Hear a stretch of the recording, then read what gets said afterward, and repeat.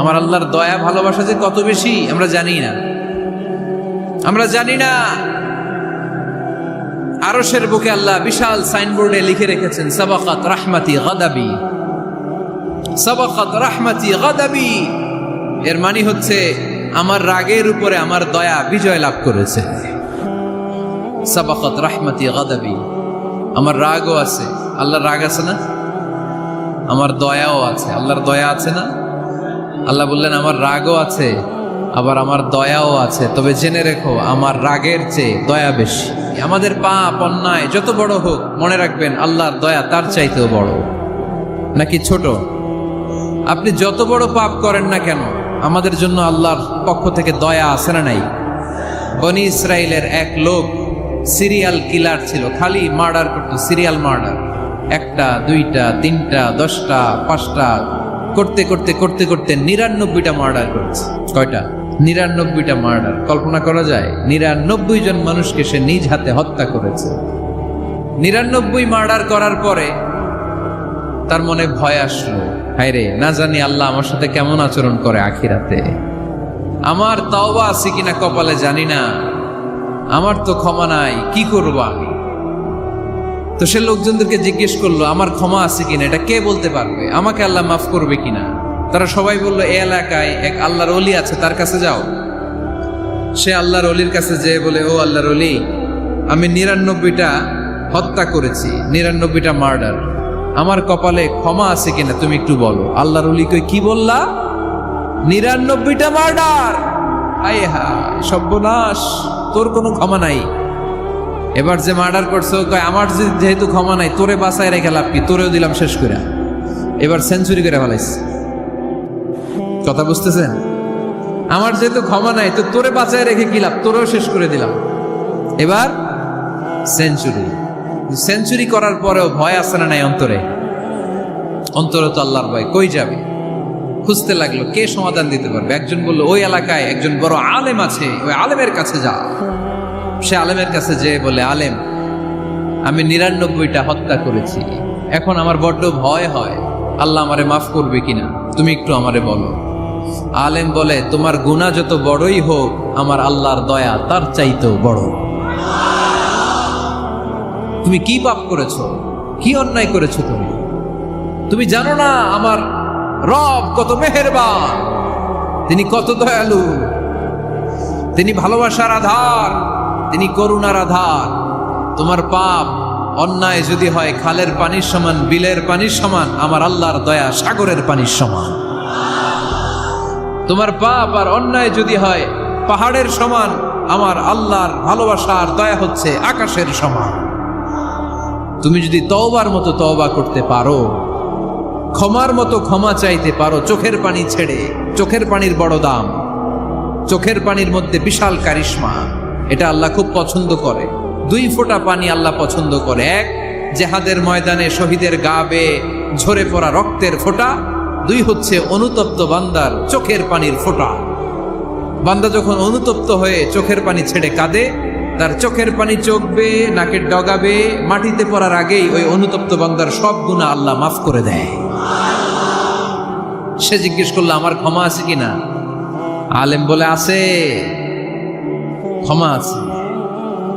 তওবার মতো তওবা কর, তাওবাতান নাসুহা, তওবার মতো তওবা করলে আল্লাহ ঠিকই মাফ করবে। সে এতটাই অনুতপ্ত হলো, এতটাই, সে আল্লাহর কাছে ক্ষমা চাইতে শুরু করলো।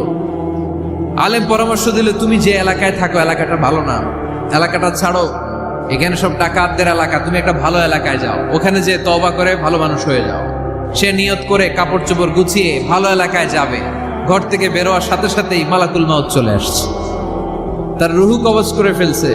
এখন রুহু কে নিয়ে যাবে? ফাজাআত মালাইকাতুর রাহমা ওয়া মালাইকাতুল আযাব। রহমতের ফেরেশতারাও আসছে, আযাবের ফেরেশতারাও আসছে। রহমতের ফেরেশতারা বলে না না, সে তওবার নিয়ত করেছে, যদিও তওবা করতে পারে নাই, যদিও ভালো এলাকায় যেতে পারে নাই, তওবার নিয়ত করেছে, অনুতপ্ত হয়েছে, ক্ষমা চাওয়ার চিন্তা করেছে, আমরা তার রুহু নিয়ে ইল্লিনে রেখে দেব। আযাবের ফেরেশতারা বলে না না, 99টা হত্যা করার পরে আরো একটা হত্যা করে সেঞ্চুরি করেছে, এখনো তো ভালোভাবে তওবা করতে পারে নাই, তার রুহুটা নিয়ে আমরা সিজ্জিনের ভেতরে ঢুকায় দেব। দুই দল ফেরেশতার মারামারি, এ বলে আমরা নিব, এ বলে আমরা নিব। ঝগড়া আছে না নাই? আল্লাহ বললেন রাখো রাখো, ঝগড়ার দরকার নাই। এক কাজ করো, যেখানে মারা গিয়েছে ওইখান থেকে ফিতা দিয়ে মাপতে শুরু করো। ভালো এলাকাটা যদি কাছে হয় জান্নাতের ফেরেশতারা নেবে, খারাপ এলাকা যদি কাছে হয় জাহান্নামের ফেরেশতারা নেবে। খারাপ এলাকা তো একেবারেই কাছে, ঘর থেকে বের হওয়ার সাথে সাথে মৃত্যু হয়েছে। আর ভালো এলাকা তো অনেক দূর। আল্লাহ জামিনটারে আদেশ দিলেন, জামিন এই অনুতপ্ত বান্দার জন্য তুই ভালো এলাকাটা কাছে চলে আয়। ভালো এলাকাটার জামিনটা তুই সংকুচিত হয়ে যা। যদিও ঘর থেকে বের হয়েছে একেবারে কাছে, খারাপ এলাকা হাজার হাজার মাইল দূরে চলে যা। ফিতা দিয়ে মাপ দিয়ে দেখে সর্বনাশ, ভালো এলাকাটা তো একেবারেই কাছে, খারাপ এলাকাটা অনেক দূরে। আল্লাহর ফয়সালা অনুযায়ী রহমতের ফেরেশতারা তার রূহকে নিয়ে জান্নাতের ভিতরে ঢুকিয়ে দিয়েছে। 99টা হত্যা করার পরে আরো একটা হত্যা করে সেঞ্চুরি, 100টা খুন করছে। আপনি কয়টা করছেন? আমি কয়টা করছি? তো 100টা খুন করে যদি ও মাফ পেতে পারে আমার আল্লাহর কাছ থেকে, আমরা কি ক্ষমা পেতে পারি না? ওর পাপের কাছে আমাদের পাপ কি? কয় ওয়াক্ত নামাজ ছাড়ছেন আপনি? কয়টা মিথ্যা কথা বলছেন? কতবার ঘুষ খাইছেন? কত টাকা সুদে লাগাইছেন? কত অন্যায় করছেন? কত জুলুম করেছেন? মনে রাখবেন, আপনার পাপ, আপনার অন্যায়, আপনার জুলুম যত বড় হোক না কেন, আমার আল্লাহর দয়া তার চাইতেও বড়। এজন্য আল্লাহ নিজের পরিচয় দিয়ে বললেন, আর রহমানু আল্লামাল কুরআন খালাকাল ইনসান আল্লামাহুল বায়ান। আমি রহমান, আমি দয়ার সাগর। তাহলে বুঝতে পারলাম আমার আল্লাহর দয়ার কোনো শেষ আছে? 100 টুকরা করে 99 টুকরা দয়া ভালোবাসা আল্লাহ তাআলা নিজের কাছে রেখে দিলেন, আর 1 টুকরা দয়া আর ভালোবাসা আল্লাহ তাআলা গোটা বিশ্বের সবার মাঝে ভাগ করে দিলেন। আমরা সবাই মিলে পাইছি কয় টুকরা ভালোবাসা? উনি রেখে দিয়েছেন কয় টুকরা? ওই 1 টুকরার কিছু অংশ আমিও তো পাইছি, তাই না? আপনি পেয়েছেন, আমরা সবাই পেয়েছি, গোটা বিশ্বের সবাই, আদম আলাইহিস সালাম থেকে শুরু করে কিয়ামত পর্যন্ত যারা আসবে, এসেছিল এবং এখন আছে, সবাই মিলে কয় টুকরা? ওনার কাছে কয় টুকরা? কিন্তু এই 1 টুকরা যে আমরা সবাই ভাগে যোগে পাইলাম, আমাদের ভালোবাসার নমুনা দেখছেন? একজন আর একজনের ভালোবেসে বলে আত্মহত্যা করে ফেলে, আছে না নাই? আছে না? সালমান শাহ মারা গেছে, এই দেশের কয়েকটা মেয়ে গলায় রশি দিয়ে আত্মহত্যা করছে, শুনছেন? অমুক সেলিব্রিটির কি হয়েছে, ছাদ থেকে লাফ দিয়ে পরে মাথা ফাটায় ফেলছে। ভালোবাসা আছে না নাই? যারে ভালোবাসে তার নাম আবার ছেলেরা হাতের মধ্যে কেটে কেটে লেখে, প্লাস দিয়ে লেখে, প্লাস। ধরেন আব্দুল্লাহ প্লাস শামিমা, তো এ প্লাস এস, রক্ত দিয়ে লেখে, রক্ত। আমি অবাক হই, নিডেল, সুই দিয়ে কেটে কেটে লেখে আব্দুল্লাহর এ প্লাস শামিমার এস। কি ভালোবাসা! 1 ভাগ ভালোবাসার ছিটে ফোটা সবাই মিলে পাইছে। এইটা ঠেলা যদি এরকম হয়, তাহলে যিনি 99 ভাগ ভালোবাসা রেখে দিয়েছে তার ভালোবাসা বেশি না কম? দেখেন, ছোট্ট বাচ্চাটা রাতে খেতে চায় না, মা যদি বলে খাও, বলে না, খাবো না। আব্বু অফিস থেকে আসুক, আব্বুর কোলে বসে বসে আব্বু আর আমি একসাথে খাবো। এই ছোট্ট বাচ্চাটা কিছু বোঝে না, কিন্তু তারপরও তার বাবার জন্য ভালোবাসা তার হৃদয়ে ঢুকাই দিছে কে? আপনাদের এলাকায় মুরগি পালেন না আপনারা? মুরগি যখন বাচ্চা নিয়ে হাঁটে, দেখবেন মুরগি ছানা ধরা যায় না, ধরতে গেলে মা মুরগিটা কি করে? কামড় দিতে আসে। এই ছোট্ট বাচ্চাগুলোর জন্য মা মুরগিটার হৃদয়ের ভিতরে ভালোবাসা ঢুকাই দিল কে? আহা, আমি পত্রিকাতে এমনও দেখেছি, বন্যায় এক মা পানি খেতে খেতে মরে গিয়েছে, কিন্তু শিশুটাকে একটা বালতির মধ্যে চাপিয়ে মাথায় তুলে ধরে রেখেছে।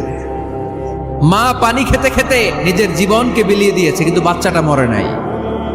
বাচ্চার জন্য কি ভালোবাসা! এই ছোট্ট বাচ্চার জন্য মায়ের হৃদয়ে জান স্যাক্রিফাইসের মতো এই ভালোবাসা ঢুকাই দিল কে? আমাদের প্রতিদিনই ভালোবাসা, সকালে ভালোবাসা, বিকালে ভালোবাসা, সন্ধ্যায় ভালোবাসা, শীতকালে ভালোবাসা, গ্রীষ্মকালে ভালোবাসা। আমাদের ইসলামে শুধু ভালোবাসাবাসী, ঠিক কিনা? এই জন্য আলাদা করে আমাদের কোনো দিন লাগে না, বিশ্ব ভালোবাসা দিবস দরকার হয় না। যারা মাকে দেখতে পারে না, বাবারে দেখতে পারে না, এরা একদিনের জন্য মা বাবাকে উইশ করতে যায়, আর নাম দিছে বিশ্ব মা দিবস, বিশ্ব বাবা দিবস। কিছুদিন আগে দেখলাম বিশ্ব ডিম দিবস। কি দিবস? আমি কি মিথ্যা বললাম? ছিল একটা বিশ্ব ডিম দিবস। কিছুদিন পরে বানাবে বিশ্ব বাঁশ দিবস, যে যারে বাঁশ দিতে পারে। এরপর একটা বানাইছে শুনলাম বিশ্ব চিন্তা দিবস। তো এটা কি দিবস? কয় এই দিন আমরা সবাই মিলে চিন্তা করি যে আসলে আমাদের কি চিন্তা করা দরকার, আছে না নাই? তো এই যে ওরা বিশ্ব মা দিবস, international mother day, international father day, মা দিবস বাবা দিবস বছরে একবার ওল্ড হোমে রেখে আসে, বৃদ্ধাশ্রমে। যেহেতু সারা বছর বৃদ্ধাশ্রমে, বছরে একদিনও যদি মারে স্মরণ না করি কেমন হয়? তো একদিন ওই মা দিবসে মারে একটা কার্ড দিয়ে উইশ করে আসে, কিছু টাকা দিয়ে আসে। ওদের তো মা বাবার প্রতি দয়া নাই, শ্রদ্ধা নাই, ভালোবাসা নাই, এজন্য ঘটা করে ওদের দিবস পালন করা লাগে। আমাদের 24 ঘন্টা 365 দিনই ভালোবাসা, তাই এই দিবস ফিবসের আমাদের দরকার নাই। চিল্লায় বলেন ঠিক কিনা? জন্মের পর থেকেই তো আমাদের ভালোবাসা, মৃত্যু পর্যন্ত ভালোবাসা, আমৃত্যু ভালোবাসা। এই জন্য বিশ্ব ভালোবাসা দিবস, এটা ইসলাম কখনো সাপোর্ট করে না। ভালোবাসার কেন্দ্রবিন্দু একজন, চিল্লায় বলতে হবে তিনি কে? দেখেন, এক টুকরা ঠেলায় বিশ্ব ভালোবাসা দিবস আমরা পালন করি। ভালোবাসার গান, ভালোবাসার নাটক, ভালোবাসার ফিল্ম, ভালোবাসার কবিতা, অভাব নাই। কত ভালোবাসার স্টোরি আপনারা জানেন, এত ভালোবাসা। কিন্তু সবাই মিলে ভালোবাসার এক অংশ আমরা ভাগে যোগে পেয়েছি। এক অংশের নমুনা যদি এমন হয়, 99 টুকরা ভালোবাসা যিনি রেখে দিয়েছেন নিজের মধ্যে, তার ভালোবাসা বেশি না কম? এজন্য আমরা আল্লাহর ভালোবাসার ভিখারি, আমরা আল্লাহ তাআলার রহমতের ভিখারি। আল্লাহর রহমত ছাড়া কেউ কোনোদিন জান্নাতে যেতে পারবে? কোনোদিন নিজের আমল নিয়ে বড়াই করবেন না। আপনারা কি ভাবেন যে আপনার আমল দিয়ে আপনি জান্নাতে যাবেন? আল্লাহর হাবিব বললেন, আল্লাহর রহমত ছাড়া, ভালোবাসা ছাড়া কেউ কোনোদিন জান্নাতে ঢুকতে পারবে? আম্মা জান আয়েশা বললেন, ইয়া রাসূলুল্লাহ, আপনিও না? আল্লাহর হাবিব বললেন, না, আমিও না, তবে আল্লাহর রহমত আর দয়া সেদিন আমাকে ঘিরে রাখবে। মান নুকিশা উযিবা, যার হিসাব আল্লাহ সেদিন চাইবেন সে ধরা খেয়ে যাবে। সব সময় আল্লাহর কাছে এই দোয়াটা যেন আমরা করি, আল্লাহ কিয়ামতের দিন তুমি আমার হিসাব নিও না, আল্লাহ তুমি আমার বিচার বসিও না, আল্লাহ তুমি দয়া করে আমারে মাফ করে দিও। আল্লাহ যার বিচার করবেন ও জাহান্নামে যাবে, আর যার বিচার করবেন না সে জান্নাতে যাবে। আল্লাহ যদি বিচার করে আর পাই টু পাই হিসাব নেয়, নামাজ পড়লি না কেন, রোজা রাখলি না কেন, মিথ্যা বললি কেন, খাদ্যে ভেজাল দিলি কেন, মাছে ফরমালিন দিলি কেন, যৌতুক খাইলি কেন, ঘুষ খাইলি কেন, উল্টাপাল্টা করলি কেন, জিনা করলি কেন, একটার পর একটা প্রশ্ন বানে যদি সেই ভয়ঙ্কর দিনে আল্লাহ আমাদেরকে জর্জরিত করে, আমাদের কোনো উত্তর আছে? সেদিন আমাদের বাঁচার কোনো উপায় আছে? তাই আমরা সবাই আল্লাহর কাছে দোয়া করবো, আল্লাহ কোনো বিচার টিচার মানি না, কোনো বিচার করতে পারবো না, দয়া করবা। রোজ হাসরে হে আল্লাহ আমার করোনা বিচার, আল্লাহ করোনা বিচার, পড়েন আমিন। রোজ হাসরে হে আল্লাহ আমার করোনা বিচার, আল্লাহ করোনা বিচার, বিচার চাহি না তব দয়া চাহে এ গুনাহগার, আল্লাহ করোনা বিচার, পড়েন আমিন। তিনি যদি দয়া করেন তবেই আমরা জান্নাত যেতে পারবো, ঠিক কিনা? এজন্য আল্লাহ বললেন, আর রহমানু আল্লামাল কুরআন খালাকাল ইনসান আল্লামাহুল বায়ান। আমি হলাম রহমান। কাফেররা বলে রহমানকে জানি না, রহমানকে চিনি না। আল্লাহ বলে রহমান রে চিনে না, আমার নাম রহমান, আমি দয়ালু, আমি মেহেরবান, ঠিক কিনা? এজন্য প্রতিদিন সূরা ফাতিহায় দ্বিতীয় আয়াতটা আমরা কি পড়ি? আর রহমান আর রাহিম, ঠিক কিনা? তিনি দয়ার সাগর, তিনি মায়ার সাগর। আমরা বললাম, আল্লাহ ঠিক আছে, আমরা বুঝেছি আপনি দয়ার সাগর, আর আপনি কি করেন? দ্বিতীয় আয়াতে আল্লাহ বললেন, আল্লামাল কোরআন, আমি কোরআন শিক্ষা দেই। শুধু দয়ার সাগর হয়ে আমি আল্লাহ বসে থাকি নাই, তোমাদের হেদায়েতের জন্য আমি কোরআন নাজিল করে দিয়েছি। আল্লামাল কোরআন, আমি কোরআন শিক্ষা দেই। আমাদেরকে কোরআন শিখিয়েছে কে? বিশ্বনবীকে কোরআন শিখিয়েছে কে? আল্লাহ। এজন্য দুনিয়াতেও যারা কোরআন শিখায় তাদের মর্যাদা বাড়ায় দেয় কে? বাংলার জমিনে যারা কোরআন শরীফ শিখায় এদের মর্যাদা সবচেয়ে কম, এদের বেতন সবচেয়ে কম। এরা সমাজে সবচেয়ে বেশি অবহেলিত, ঠিক কি না? আল্লাহর কাছে এরা সবচেয়ে বেশি সম্মানিত। আল্লাহর হাবিব বললেন, খায়রুকুম মান তাআল্লামাল কুরআনা ওয়া আল্লামাহু। তোমাদের মধ্যে আল্লাহ তাআলার কাছে সবচাইতে প্রিয় শ্রেষ্ঠ ওই মানুষটা যে নিজে কোরআন পড়ে আবার অন্যরে পড়ায় দেয়। সুবহানাল্লাহ পড়েন। আপনি যদি কাউরে শুধু সূরা ফাতিহাটা শিখান, কোন সূরা? সূরা ফাতিহাটা যদি শিখায় দেন, সে যতদিন সূরা ফাতিহা তেলাওয়াত করবে ওই তার তেলাওয়াতের একটা পার্সেন্টেজ সওয়াব আপনার আমলনামায় আছে না নাই? সে যদি আবার আরেকজনের শিখায়, ওই লোক যদি আবার আরেকজনের শিখায় দেয়, এরকম যতজনকে তারা শিখাবে প্রত্যেকের তেলাওয়াতের একটা পার্সেন্টেজ সওয়াব আপনার আমলনামায় ঢুকায় দিবে কে? এজন্য কোরআন নিজেও শিখবো, অন্যকেও শেখাবো। রাজি আছেন তো? না খেয়ে না পড়ে অল্পতে তুষ্ট থেকে যারা শুকরিয়া করে এরা আমাদের আইম্মাতুল মাসাজিদ, মসজিদের ইমামরা, মসজিদের মুয়াজ্জিনরা। এক একটা মসজিদের মুয়াজ্জিনের গলা হবে এরকম বিশাল উঁচু। কিয়ামতের ময়দানে সবাই আমরা এর দিকে তাকায় থাকবো, কিরে ভাই তোর গলা উঁচু কেন? সে বলবে, আমার এই গলা দিয়ে প্রতিদিন 5 বার আমি আজান দিয়েছি। কিয়ামতের ময়দানে ঠিকই সম্মানিত, দুনিয়ায় আমরা চিনলাম না ওনাদেরকে।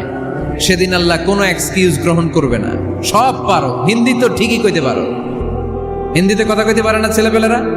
হিন্দি সিনেমা এমন দেখা দেখে হিন্দিতে কথা কইতে পারে। তো হিন্দি ভাষা বুঝতে পারলে, শিখতে পারলে আরবি পারলা না কেন? কোনো এক্সকিউজ, ওজর, আপত্তি সেদিন আল্লাহ গ্রহণ করবে? আসুন আমরা কোরআন পড়ি, প্রতিদিন একটা আয়াত হলেও কমপক্ষে আমরা যেন কোরআনের অর্থ পড়ি, বঙ্গানুবাদ পড়ি। রাজি আছেন তো? তো এই যে স্মার্টফোন আসছে স্মার্ট বানাইতে, যেই ফোনের মধ্যে কোরআন নাই সে আনস্মার্ট, ঠিক কিনা? যার মোবাইলের ভেতরে কোরআনের অ্যাপস আছে, ডাউনলোড করে অ্যাপস রেখেছে, সেই হচ্ছে আসল smart. He is the real hero, he is the real smart. এজন্য মোবাইলের অ্যাপসের ভেতরে কোরআন ঢুকাইতে হবে। এত সহজ হওয়ার পরেও আল্লাহ কি বললেন আমরা যদি না শিখি, না জানি, আল্লাহ কি ক্ষমা করবে? যা বলার সব আল্লাহ বলে দিয়েছে এই কোরআন। এই কোরআনে শুরু হয়েছে বিসমিল্লাহির রহমানির রহিম দিয়ে, মানে বা দিয়ে। কি দিয়ে? চিল্লায় বলেন না, কি দিয়ে? বা দিয়ে। আর এই কোরআন শেষ হয়েছে সূরাতুন নাস দিয়ে, যে সূরার শেষ আয়াত হচ্ছে মিনাল জিন্নাতি ওয়ান নাস। বা আর সিন মিলাইলে কি হয়? বাস। এবার বাসে চড়া শরীয়তপুর শহরে যাব। ওই বাস না, এই বাস মানে যথেষ্ট, এই বাস মানে সাফিসিয়েন্ট, কাফি। আল্লাহ বুঝালেন এই 30 পারায় 114টা সূরায় আমি যা দিয়েছি এটাই বাস, যথেষ্ট, নতুন করে আর কিচ্ছু লাগবে না। চিল্লায় বলেন ঠিক কিনা? যেমন কিতাব, এই কিতাবের পিছু লেগে লাভ নাই। এই কিতাবের বাণী ছড়িয়ে পড়বে গোটা বিশ্বময়। অনেকে অনেক ষড়যন্ত্র করেছে এই কিতাবকে ধ্বংস করে দেওয়ার। আমাদের এই খোদ ভারতবর্ষে ষড়যন্ত্র হয়েছিল। ব্রিটিশরা যখন চলে গিয়েছিল, ওরা প্ল্যান করেছিল এই কিতাবকে কি করে আমাদের থেকে ডিটাচ করা যায়, কেমন করে আলাদা করা যায়। এর একটা কমিটি করে দিয়েছে, আপনারা গবেষণা করে দেখেন এই ভারতবর্ষ থেকে কেমন করে কোরআন দূর করা যায়। তারা বুদ্ধি করে বলল, এক কাজ করি, কারণ তাদের কোরআনের কপিগুলো মসজিদ থেকে বের করে আমরা আগুন দিয়ে জ্বালাই দিব, তাইলেই কোরআন শেষ। পরে দেখলো না, রিসার্চে গন্ডগোল আছে, অ্যানালাইসিস ভুল।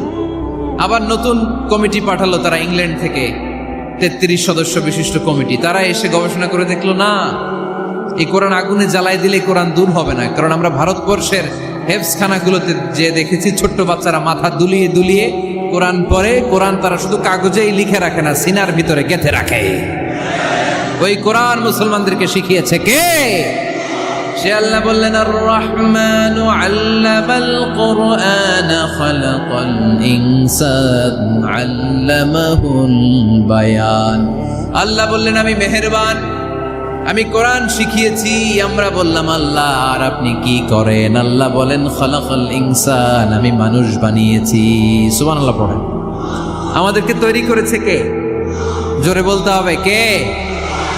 মানব সৃষ্টির 3টা পদ্ধতি কোরআনে পাওয়া যায়। পদ্ধতি নাম্বার 1, বাবাও নাই মাও নাই। এই পদ্ধতিতে আল্লাহ কাকে বানাইছে বলেন? আদম আর হাওয়া আলাইহিস সালাম, এদের বাবা মা ছিল। 2 নম্বর পদ্ধতি হচ্ছে মা আছে কিন্তু বাবা নাই। এই পদ্ধতিতে আল্লাহ কাকে বানালেন? কি নাম? ঈসা আলাইহিস সালাম। 3 নম্বর পদ্ধতি হচ্ছে মাও আছে বাবাও আছে। এই পদ্ধতিতে আল্লাহ কাদেরকে বানিয়েছেন? আমাদেরকে বানিয়েছেন। তাহলে পদ্ধতি কয়টা? তিনটা। আদম আলাইহিস সালামকে বানানোর পদ্ধতিও তিনটা। প্রথমে আল্লাহ তিন লাজিব এঁটেল মাটি নিলেন, তারপর নিলেন হামাইম মাসনুন কাদামাটি, তারপরে এটারে বানালেন ঠনঠনে শুকনো মাটি। সাইয়েদনা আদম আলাইহিস সালামের অবয়ব তৈরি করলেন 60 হাত লম্বা করে। সাইয়েদনা আদম আলাইহিস সালামকে যখন আল্লাহ বানিয়েছেন কয় হাত লম্বা?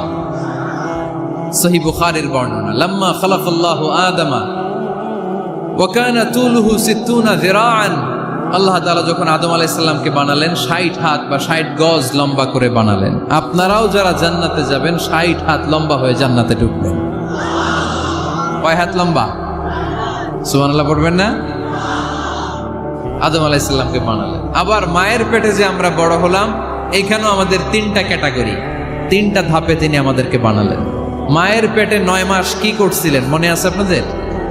শরীয়তপুরের ভাইরা মনে নেই কেন? হ্যাঁ, আমাদের কারোরই মনে নাই, ঠিক কিনা? এই 6 মাস 8 মাস কই যে ছিলাম, কোথায় ছিলাম আমরা মনে করতে পারি না। স্মৃতির পাতা হাতড়িয়ে যত পিছনে যাই আর বলতে থাকি। মনে আছে ছোটবেলার কথা? মনে নাই। আমরা সবাই কিন্তু এত বড় ছিলাম না ভাই, ছোট্ট ছিলাম, ছোট্ট।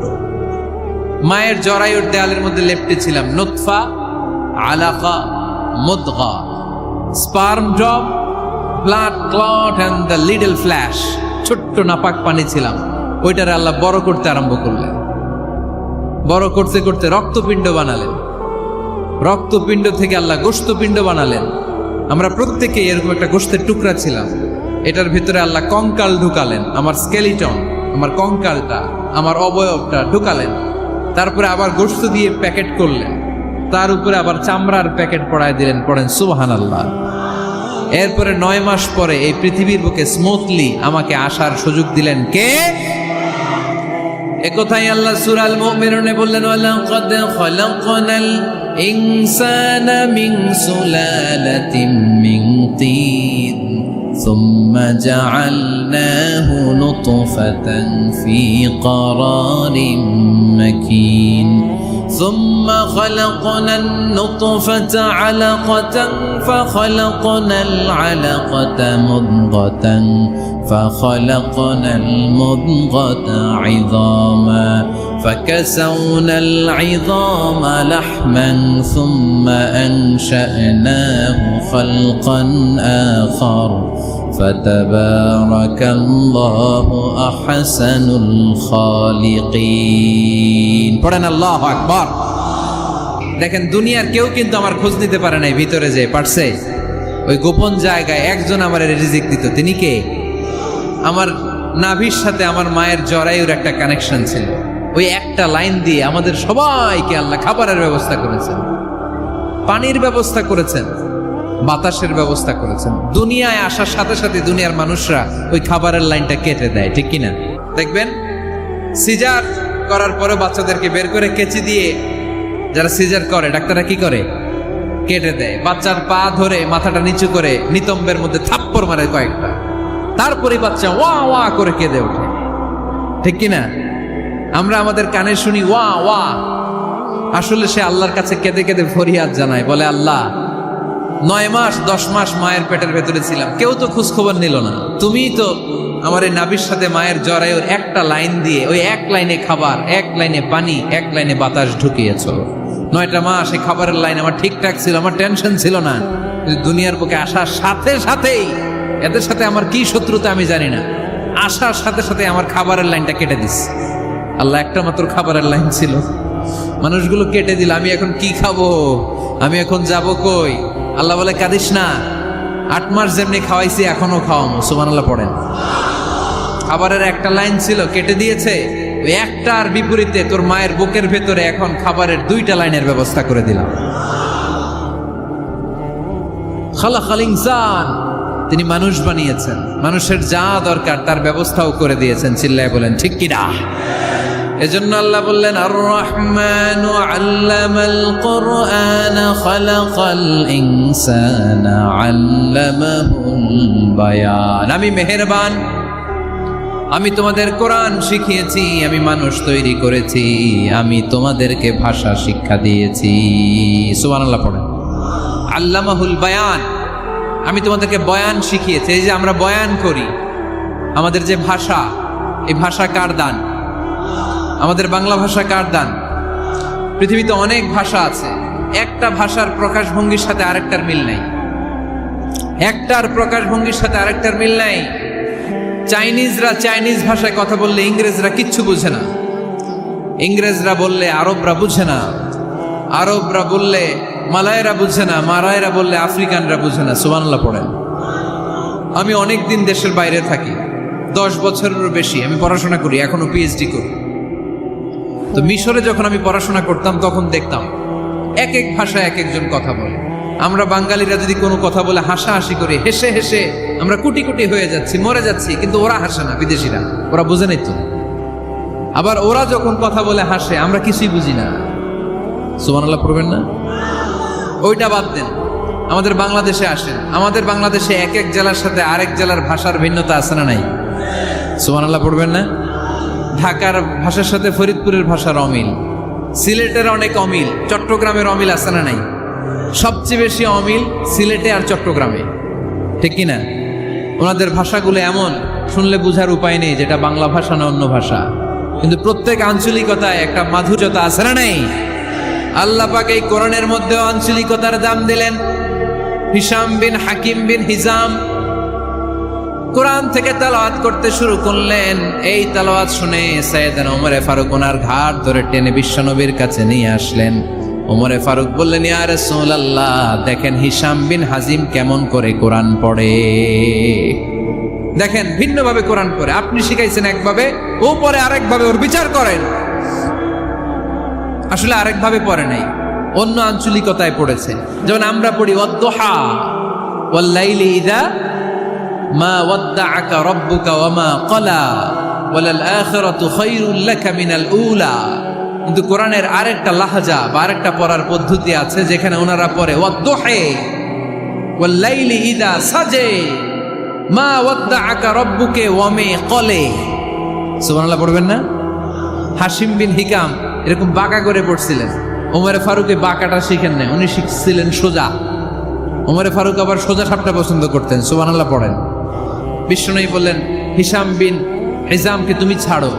বললেন, হিশাম তুমি কিভাবে পড়েছো? হিশাম বলে, আমি এইভাবে পড়েছি। বিশ্বনবী বললেন, হাকাযা উনজিলাত, এভাবেও নাজিল হয়েছে, সমস্যা নাই। ওমর তুমি কিভাবে পড়েছো? ওমর বললেন, আমি তো এইভাবে শিখেছি। বিশ্বনবী বললেন, এভাবেও নাজিল হয়েছে, সমস্যা নাই। উনজিলাল কুরআনু আলা সাবআতি আহরুফ ফাকরাউ মা তায়াসসারা মিনহু। আরবি ভাষা একটা, কিন্তু এর মধ্যে আঞ্চলিকতা আছে 7টা। এই 7টা আঞ্চলিকতা দিয়ে কোরআন নাজিল করেছে কে? এজন্য আঞ্চলিকতার মর্যাদা আল্লাহ কোরআনেও দিলেন। এজন্য বললেন, আর রহমানু আল্লামাল কোরআন খালাকাল ইনসান আল্লামাহুল বায়ান। আমি মেহেরবান, আমি কোরআন শিখালাম, আমি মানুষ বানালাম, আমি তোমাদেরকে ভাষা শিখালাম। সুবহানাল্লাহ পড়েন। এরপর আল্লাহ বললেন, আশ-শামসু ওয়াল কামারু বিহুসবান ওয়ান নাজমু ওয়াশ-শাজারু ইয়াসজুদান। সুবহানাল্লাহ। আশ-শামসু ওয়াল কামারু বিহুসবান, চাঁদ আর সূর্য আমি তৈরি করেছি তোমাদের হিসাবের জন্য। হিসাব আছে না নাই? তাহলে এই সূর্য আর চাঁদ, চাঁদ আর সূর্যকে আল্লাহ এই মহাবিশ্বে দিয়েছেন হিসাবের জন্য, ঠিক কিনা?